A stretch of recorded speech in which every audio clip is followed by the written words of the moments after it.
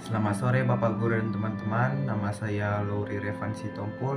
Saya dari kelas 10-1. Sekarang saya akan mempresentasikan hasil pengamatan saya tentang objek geografi dan aspek geografi yang ada di sekitar tempat tinggal saya. Selamat menyaksikan. Yang pertama, saya akan menjelaskan objek studi geografi. Objek studi geografi dibagi menjadi dua, yaitu satu objek material dan dua objek formal. Objek material ialah sasaran atau bahan yang dijadikan objek penyelidikan suatu ilmu.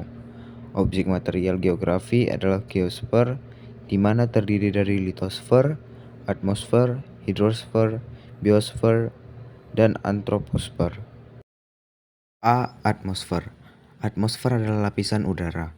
Lingkup atmosfer termasuk unsur-unsur iklim dan cuaca seperti hujan, awan, angin, kelembapan, dan suhu. Salah satu contoh objek material atmosfer yang ada di lingkunganku adalah awan. B. Hidrosfer. Hidrosfer adalah lapisan air, seperti air sungai, laut, danau, dan air tanah. Beberapa contoh objek material hidrosfer di sekitar tempat tinggal saya adalah sungai dan air tanah.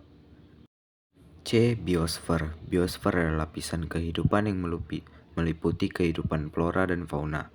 Contoh objek material biosfer yang ada di sekitar tempat tinggal saya adalah beberapa tumbuhan dan hewan-hewan, di mana dominan anjing dan ayam.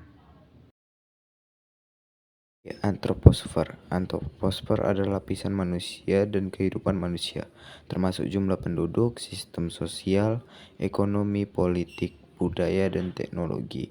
Contoh antroposfer di sekitar tempat tinggal saya adalah kegiatan pekerjaan manusia. 2. Objek formal. Objek formal geografi adalah cara pandang atau sudut pandang terhadap objek material atau geosfer. Dalam objek formal, para ahli geografi akan melihat fenomena yang terjadi di permukaan bumi dari sudut pandang keruangan. Terdapat 3 pendekatan atau cara pandang, yaitu pendekatan keruangan, pendekatan kelingkungan, dan pendekatan kompleks wilayah. Salah satu contoh objek formal yang sering terjadi di sekitar tempat tinggal saya adalah banjir, di mana banjir ini terjadi karena kebiasaan buruk masyarakat untuk membuang sampah sembarangan, sehingga pada saat hujan, parit atau selokan tersumbat oleh sampah. Selanjutnya saya akan menjelaskan aspek geografi, di mana aspek geografi juga dibagi menjadi dua, yaitu satu aspek fisik dan dua aspek sosial.